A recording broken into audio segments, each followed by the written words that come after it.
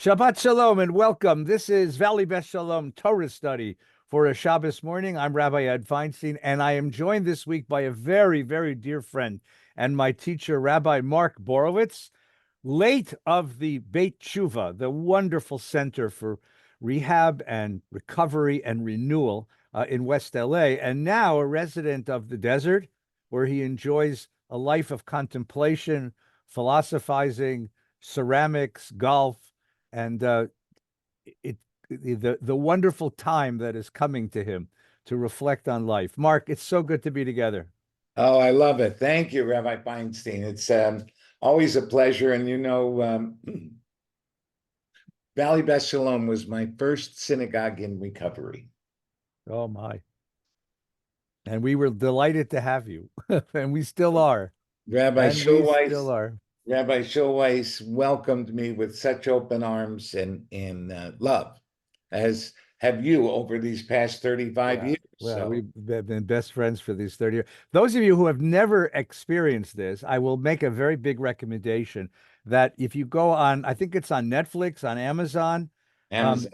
there is a beautiful film about Rabbi Borowitz and his incredibly wonderful wife, Harriet Rosetto, called The Holy Thief and the Jewish Jail Lady.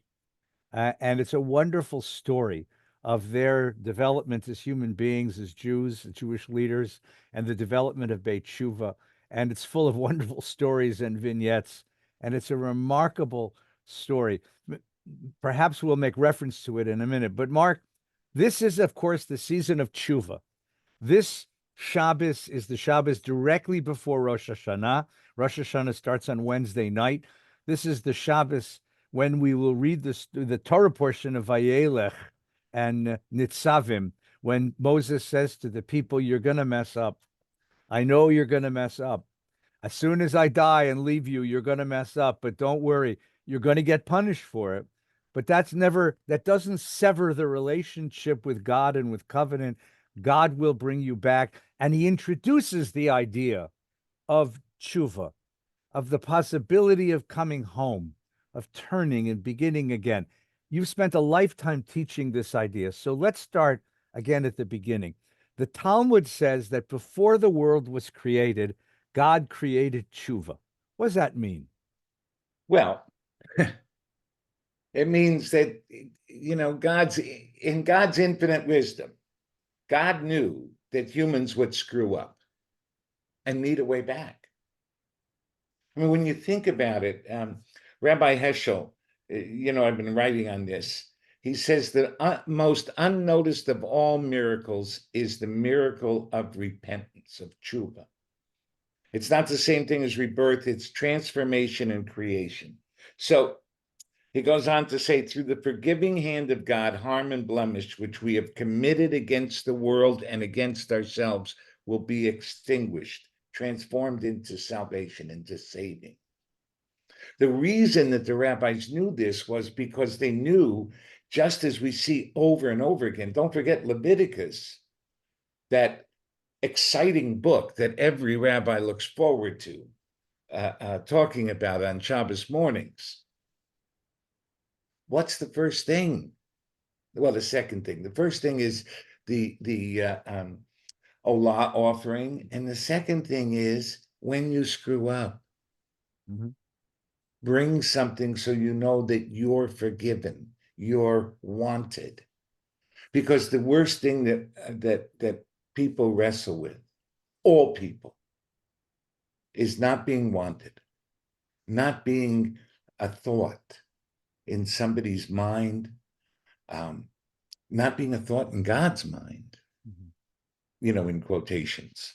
But this whole idea of, what do I need? How do I live an imperfect life and stay connected and not be bereft and not be in despair that I'm alone? Because with tshuva, we're never alone. We are never alone. We may be lonely, but we're never alone. So the rabbis wanted us to know this and engage in it. Let me ask you a harder question, okay? Okay. And do people really change? Can people really change? You say in English, we say a leopard never changes his spots, an old dog can't learn new tricks. You are what you are. Your parents programmed you. Psychology will tell you that your personality is determined in the first 3 months of your life. Do people really change, Mark? Can they really change? Are you doing this just to get me aggravated? You Absolutely. just want to You're see a living a rise. quiet, peaceful life in the desert. You think I'm going to let you do that? Come on. Of course. What happens in the first thing that happens? The Garden of Eden. Adam and Eve have to change. Mm-hmm. They go from bliss to, oh shit, now I have to live life. Cain kills his brother and gets the mark of Cain because God doesn't want Cain to die. Abraham, Isaac. Isaac was a good guy. Abraham, not so much. But Jacob, look at Jacob. Jacob was a con man, a thief, a liar, and a cheat. And he has this spiritual awakening, a rest. And we're named for him. So, Right. Yeah. I mean, so, this idea that all Jews are perfect, pardon my disagreement, shall we say. So this whole sense is that we're not supposed to be perfect. People change all the time. The Israelites went from slaves to not slaves. They became freer when we accepted the covenant at Mount Sinai. mhm. And the rest of the Torah, the rest of the Bible is wrestling with, okay, I'm doing okay. Now I screw up. Now I come back. And I just want to say that I disagree with you, my teacher, my friend. None of the Tochacha is a punishment. And this is a big problem for people. Tochacha is The translate. when God says, and the Torah says, this is going to happen, this is going to happen, this is going to happen, and The curses, the punishments, the sanctions right, leveled against the Israelites. If you sin, this is what's going to happen to you. That's not right. punishment. No, it's logical consequences, it's prophecy. Mhm. Think about it. I know plenty of people who, in their missing the mark, which is how I use the word, I translate sin, because the long confessional is al chet shechatanu. So missing the mark, people who miss the mark and can't do chuva, look what happens. They keep denying, they blame other people, they ignore their parental responsibilities, their marital responsibilities, their human responsibilities, because they can't say the 5 hardest words for most people to put together in one sentence is, oops, I made a mistake. And what our tradition says, and what Shabbat Tshuva, what the Aseret Yemei Tshuva, the 10 days of Tshuva is, get with it. Be human. Stop trying to be God. God's God. We're not. Thank God. Because nobody would want to live in a world where I'm God. But this sense is, of course, people change. I was a shtick trick. I was a convict. I was a criminal. I was a guy that you would never want to meet. And I had a spiritual awakening. Like President George Bush said to me at a luncheon, a roundtable luncheon. God entered my heart and I didn't have to drink anymore. I didn't have to steal anymore. I could change. I could become the mark I was created to be. Chuva is a return. It's a return to the being that we're created to be.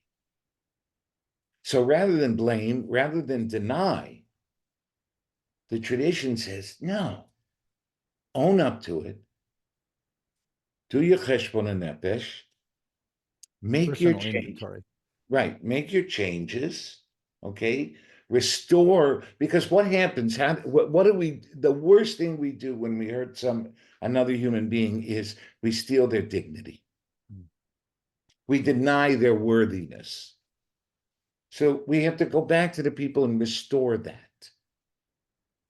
And we have to have a plan not to do it again, a plan of change. We won't be perfect in it. We're not supposed to be. So it's not that, oh, God's going to, sit on God's throne and you're going to live, no.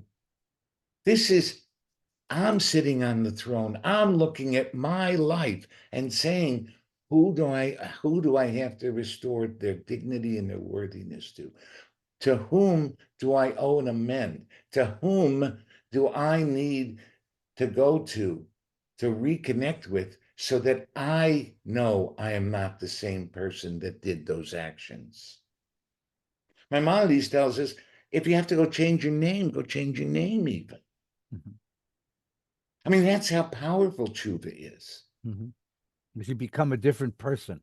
Absolutely. And so talk to me, because from your own experience, you've been doing this for a very, can that really happen though? Do people Okay. really go through that kind of personal rebirth, transformation?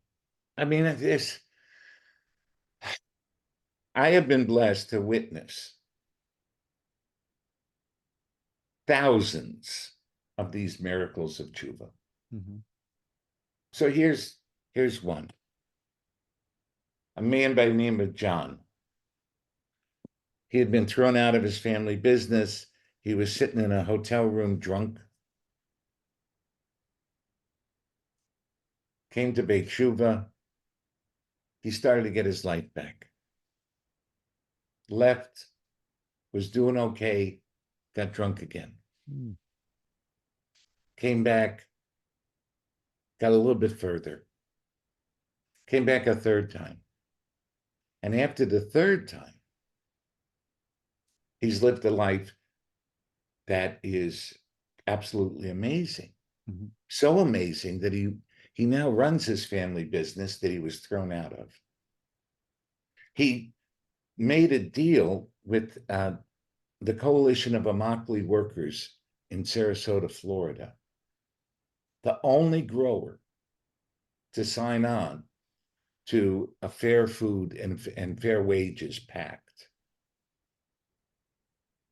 And because he did that, the entire tomato industry in South Florida and the entire produce fruit industry in South Florida changed, because every other grower had to sign up.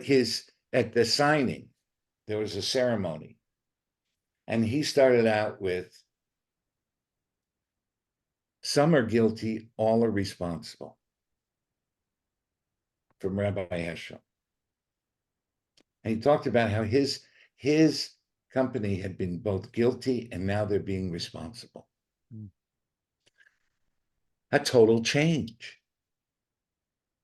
There's people who have gone on to law careers, who've gone on to careers in medicine, in recovery, in mental health, in all type business, okay, that do business in a kosher way. There's people that I've helped who didn't have any addiction, that just felt like they were lost and defective, and they'd learned to live with their imperfections and grow and help more people. Mm-hmm. Because that's what the change is. The change is from, I may be nothing, but I'm all I think about, to, how do I serve somebody else? What can I do to help another individual? Mm-hmm. How do I give, what do I do for tzedakah? Okay. Who am I giving my money to?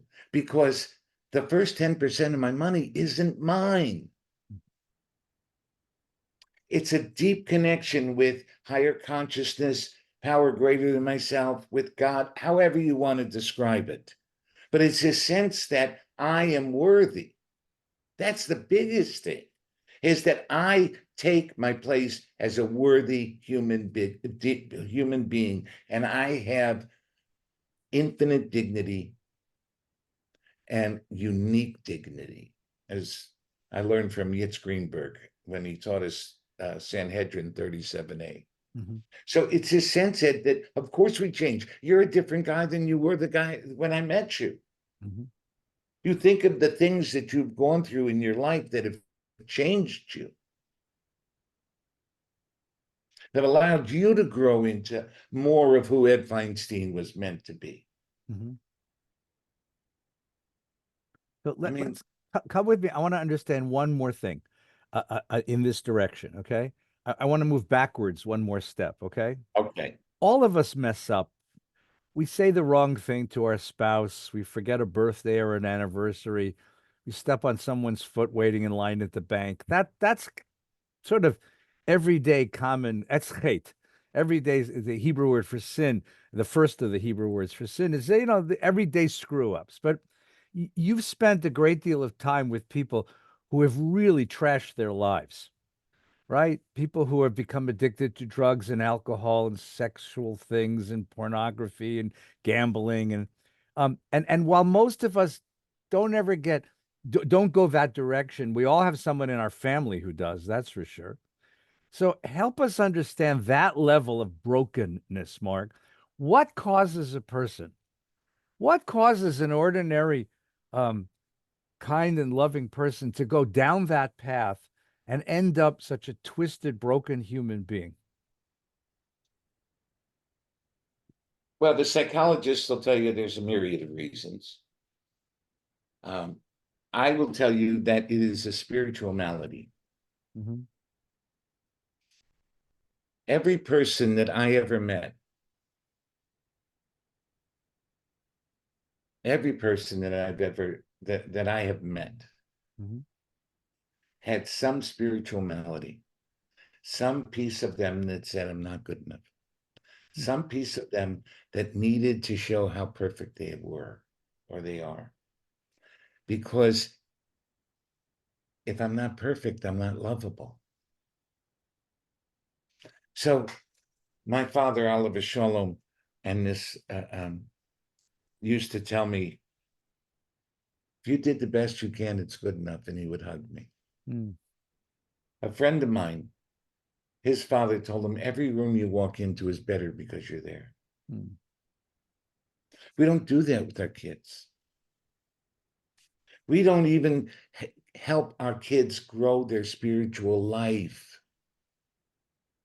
Sure, we may teach them how to, in Orthodoxy, and teach them how to daven, teach them how to do all the mitzvahs, and they check off the mitzvahs, etc. Conservative reform, we make sure they have, bar bat mitzvahs, but we don't speak to the soul of the individual. So when my soul doesn't have somebody to connect to, the I thou of Buber, I'm lost. And then who cares? There's a sense of I don't matter in the world.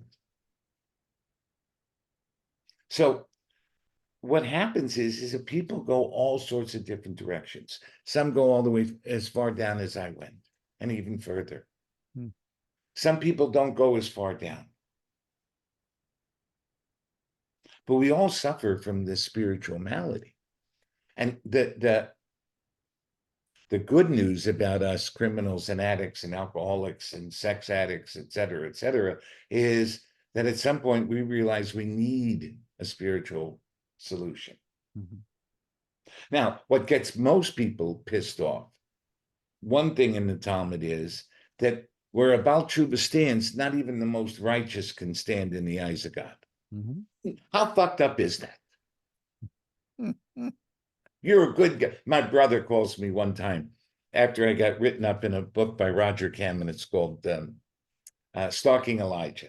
Mm-hmm. And my brother calls me up and he says, I don't get it. I'm a good guy all these years. I've been doing the right thing. I took care of mom. I did that. Nobody's calling me a spiritual master. You're a stick dread. You change it. Now you're a spiritual master. And we just laughed for half an hour. Because you see, Reish Lakish says it in the Talmud. 86b. Great is repentance. Chuva is so powerful that it takes intentional sins and turns them into unwitting ones.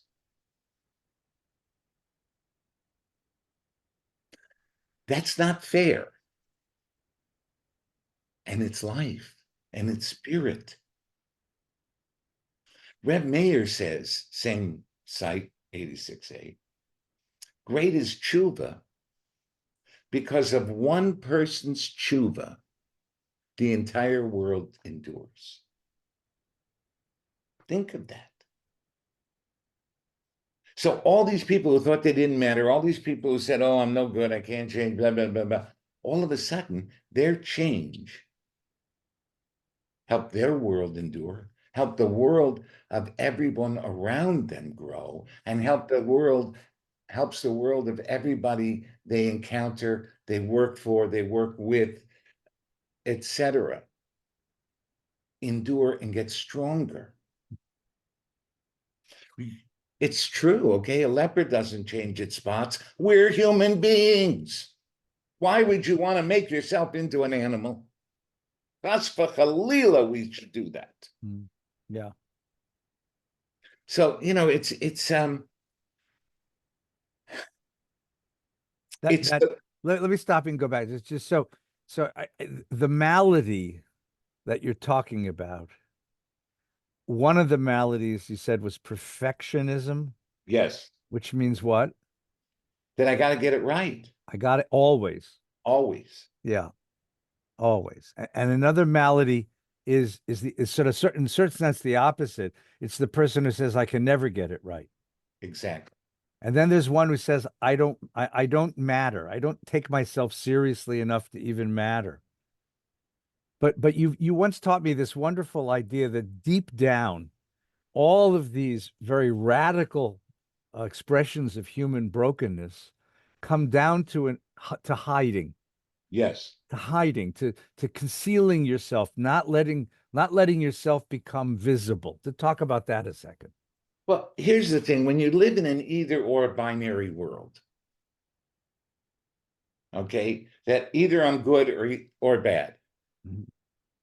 Either I'm totally transparent or I'm hiding.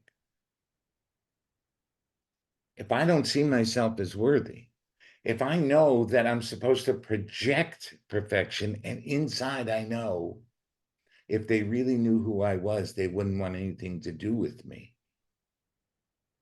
I have to constantly hide.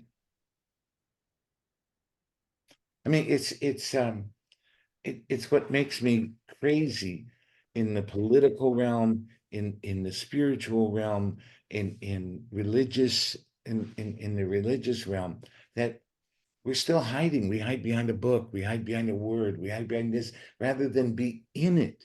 See, when you're living in chuva, you can breathe, Ed. Think about this. When you live in this primordial state that was put into the world before the world was created, as you said, Mm-hmm. I don't have to hide. I don't have to pretend. Because when I step on somebody's foot, I can say, oops, I'm sorry. Mm-hmm. When I screw up, I can say, I made a mistake. When I go and I go to somebody and I make my amends, they may or may not accept it. That's not my business. My business is I make the amends. I do what I can to restore your humanity, your dignity. And that in turn restores mine. Somebody that can't come to me or come to you and ask for forgiveness or acknowledge something. Isn't that sad? Mm-hmm. I don't have to have a resentment because it's just sad. There's bewilderment, like, why not? And it's acceptance and sadness. Mm-hmm. So you see, hiding comes from this deep spiritual belief that if you see me, you'll reject me. It's like, do you ever go into a bar and see everybody sitting around the bar, people, strangers, just talking to each other, kibitzing this and that. Yeah. They have a faux connection. Mm. And they've allowed that to think that it's real. Yeah. So I hide because I'm not connected. I don't believe I'm worthy of your connection. I don't believe that you'll want me. Mm. It's the hardest thing. Mm-hmm. So Saturday night in the Ashkenazic world is slichot. Service was originally they slated it at midnight. Most contemporary synagogues move it up a few hours. In the Sephardic tradition, you do this for a month. And then on Wednesday night, we begin the holiday. We begin Rosh Hashanah. And as you said, there's 10 days then between Rosh Hashanah and Yom Kippur. So um, when you go to shul, when you go to the synagogue on the holiday, Mark, what are you doing? What do you do? What thoughts do you bring with you? What questions are you bringing with you? What happens between you and the prayer book? Well, I love the prayer book. Hmm. I love, um, I love, I love the call of the shofar, the blowing of the shofar, because it breaks open inside of me whatever spiritual schmutz is blocking me. I love the Unatana Tokat because it allows me, it reminds me of the trembling awe that I experience when I wake up in the morning, when I walk outside, when I see the sunrise, when I see somebody that I haven't seen for a while, when I talk to my daughter, all of this, and it's all right there. And I get to just be in that prayer. I love the Malchiot with the Grand Aleinu, where I get all the way down on the floor and I just am with myself. It's me and God. I don't know anybody else is around. Hmm. So for me, the prayers, especially, I mean, always, but especially on Rosh Hashanah and Yom Kippur, they're prayers to be living into. No matter what music is being sung, what melody is being sung, what's the music of the prayer for me? Hmm. Of I, course, the music is beautiful because it helps to break me. It helps to bring me in to the prayers and uh, knowing the cantors that you have, the chazans that you have there. They do it so beautifully and so wonderfully, and yeah. it looks so effortlessly I that think I want to go along with them. They take us on a ride to our inner self. yeah, actually so let me just stop for a second. I hear you. And sometimes, and without any insult to cantors everywhere, I sometimes wonder whether it's too smooth. It's too polished. It's too rehearsed. It's too theatrical. And if you've ever been in a shtibel kind of place, a small, lay-led congregation, sometimes it's the voices are never as beautiful, the music is never as rehearsed, the harmonies are never as precise, but there's sometimes because it's not theatrical, it's not a performance. There's a little bit more heart there. There's an Well, opening of the heart that you can hear in the music of the chanting of the prayer. yes, and I think that more and more. Look, the chazan at my shul growing up, Saul Meisel, Zalav Shalom, he was a perfectionist. I mean, he had to be right. And when he would open his mouth with that sweet tenor voice, Hmm. people would cry. Yeah. So it's if somebody's doing a performance, but if the chazan is doing the theatrical as real, as an expression of their soul, The Hineni prayer. A chazan who does the Hineni prayer, that knows, oh my God, I'm responsible for this whole kihila. I know I'm not worthy. I know I can't find all the words. Mm. And please accept it because they deserve it. Mhm.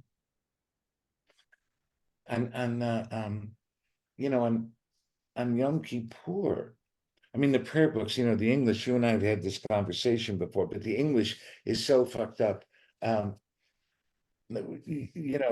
It's not pleading with God to not forsake us.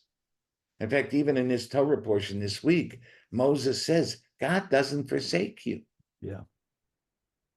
It's reflexive. It's, I'm not going to forsake me. I'm not going to steal from me. I'm not going to abandon my own self in old age. I am here. Okay. I am going to return. Mhm. And look at how we do a shamnu, right? The melody for a shamnu. I mean, Mhm. what's the purpose of it? The purpose of it is because we have to remember that we're guilty. And it's not terrible. We're not no good because we're guilty. Yeah. We're not no good because we're stiff-necked. It gives us an opportunity to say, okay, how much less stiff-necked am I this year? Was I this year than last year? Mhm. So you see, the prayer book is really, for me, a place to live into, to see what's the change from one year to the next. Mhm.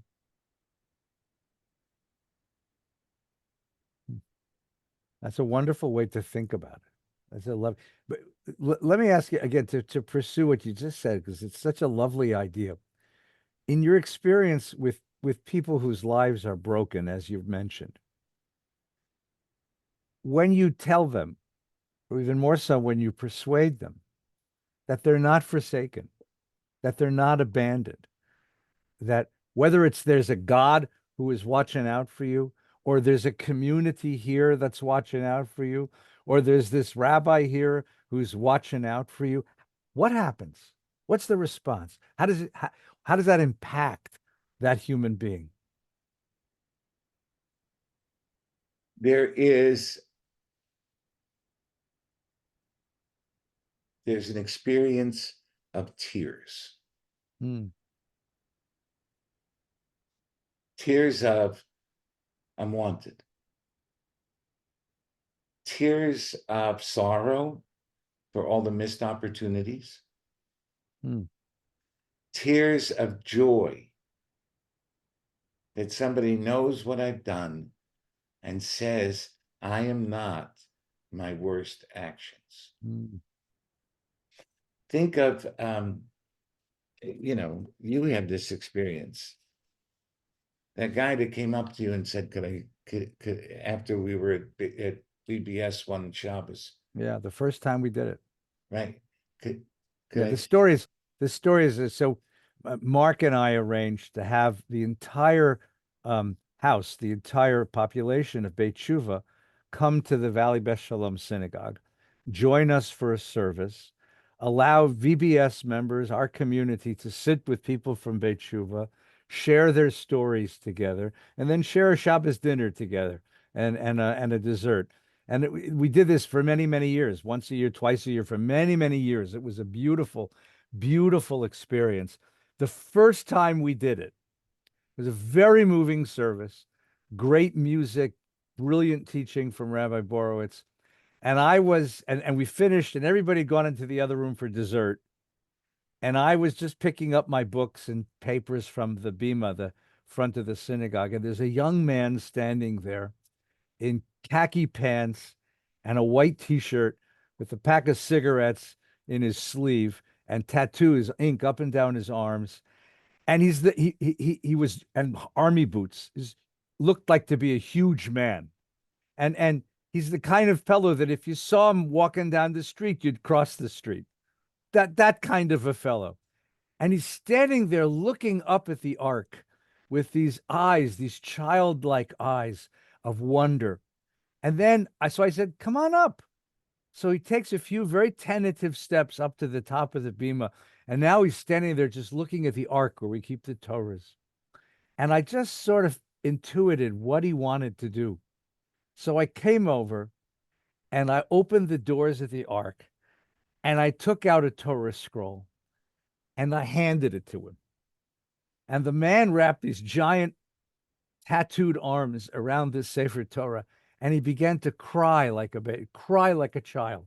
He's just crying, tears, sobbing, tears coming down his cheeks. And I gave him a hug. I mean, I didn't know what else to do, right? And slowly he composed himself. I put the Torah back in the ark. I closed the ark. He holds my hands. He looks in my eyes and he says, "Thank you." I said, "Of course." He says, "No, no, no. You don't know what you just did." He said, "I just got out of jail, prison. He'd been in prison for many years for some pretty scary, horrendous crime." I said, "I just got out of prison. I have spent years and years and years trying to be pure. I haven't been in a synagogue since I was bar mitzvah," he said, "and I haven't held a Sefer Torah. But if you could welcome me here and I can hold a Torah and I could feel what I felt, I know I can be pure." And we both had a good cry. We both had a good cry. And then I sent him into the dessert and I said, "Do me a favor, ask for Mrs. Sussman and tell her who you are." So he goes down. Mrs. Sussman is about 4'1" and she's dishing out cake. And he stands there and says, "The rabbi said I should ask for Mrs. Sussman." She says, "That's me." She looks, this 4'1" lady looks up into the eyes of this former convict and she says, "You Jewish?" And the guy said, "Yes." Right? "Say the Shema." And he said, "Shema Yisrael." "Good." And she gave him about 5 pieces of cake. And she said, "Anytime you come here, you look for me. I take care of you." And he was astonished because, as much as holding the Torah was a moment of revelation, this little Jewish grandmother who said, "You belong to me," was also a moment of revelation. That's a story. It's a Right? good Rosh Hashanah story, I think. Don't you think? I do. That's that's the experience that people have. It's amazing. So, Mark, before we How finish, many times? Okay. no, go ahead. What are you going to say? I was going to say, how many times did you witness people getting welcomed in on a Friday night at Beit Tshuva and see the joy Oh, no, and it's the more than tears? joy. It's more than joy. It's what we rabbis call revelation. It's what Right. Moses saw when he looked into that burning bush. You have a moment in that service where you ask for gratitude.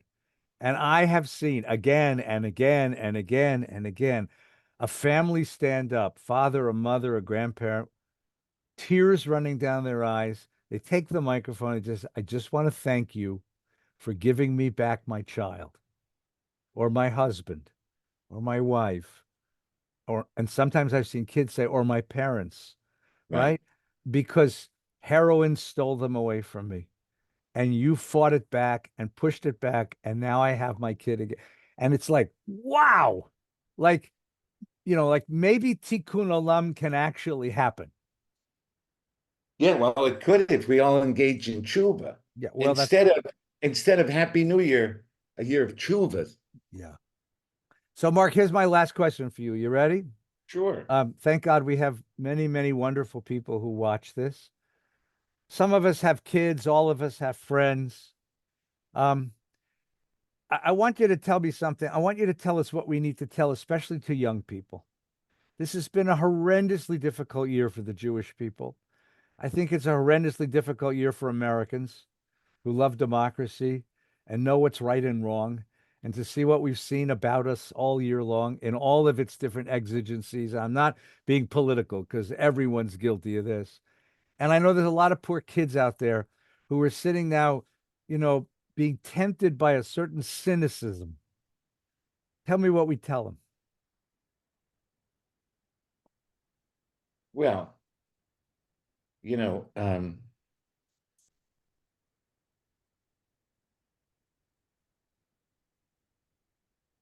the Hasidic movement said that everybody, one of the Hasidic masters, I don't know which one, said that everybody should carry two pieces of paper in their pocket. One that says the world was created for my sake, the other that says I'm dust and ashes. And we have to wrap our children. We have to hug them. We have to let them know every day that our life is better because they're in it. Think about what that says. And every day when we have to say, oops, you made a mistake, let's figure out how to do chuva for it. Every day, let the kids know that there'll be days when they feel like dust and ashes, and they have to take that piece of paper out that says the world was created for your sake. That there is nobody more important in this whole world than them. And that without them, we're fucked. We're lost. That they are the guardians, right? What did we pledge to God as surety for the Torah? Our children. Yeah. What's the B'ahavta say? Teach your children, but teach them how loved they are. Teach them that I make mistakes. I can apologize to you for my mistakes. I can tell you my mistakes. And every Shabbos, have a dinner where you're grateful, where you just talk about the week and you talk about what you're grateful for. This way, the kid knows that they're enveloped in love. They know that it doesn't matter if they're a doctor, a lawyer, a plumber, a street cleaner, that they matter. Because that's the greatest gift we can give to our children. Thank you. That's quite beautiful. Mark, I wish you and Harriet and the people you love a Shana Tova, happy, healthy, a sweet, a peaceful, and a hopeful year. Thank you. Thanks for joining us in Torah Study. And to you and to Nina and to the kids and the grandkids, Mazel Tov. Sweetness and in a year of more chuva, a year of more growing, and to the VBS community who I love so much, that I want to first tell you how grateful I am to be considered a member and know every time I walk in, I feel at home and I'm welcomed. And to wish you a year of Mazel, and with all of the strife, with all of the fears, we have to remember we're Jews. We wrestle with each other, wrestle with God, wrestle with ourselves, and we will find a way, a solution, if we continue to look to do it together. Amen. Thank you. Thank you. Thank you. So everyone watching, thank you for being part of us today, part of this learning and this conversation. Please know that next week is Rosh Hashanah, so we're not going to have an episode of Torah Study, but Valley Best Shalom will be posting the sermons that we give. And if you have any trouble sleeping, if you have a little insomnia, instead of melatonin, watch one of our sermons, guaranteed to put you right out. I hope that you'll take a few moments to first of all, I hope you'll be in shul, and really, I hope take a few moments and listen to some of the sermons of the great rabbis of the country. They're all online now, and it's such a gift to all of us. I want to wish you a very happy, healthy. We will return the following week, which is just before Yom Kippur. We'll have a Yom Kippur episode. We'll be hungry, but we'll have a Yom Kippur episode, and then thereafter we will enjoy the rest of the year together learning. So let me wish all of you, and thank you again, Mark, and to everyone listening, Shana Tova and good Shabbos, a happy, healthy, sweet New Year, a peaceful and quiet Shabbat.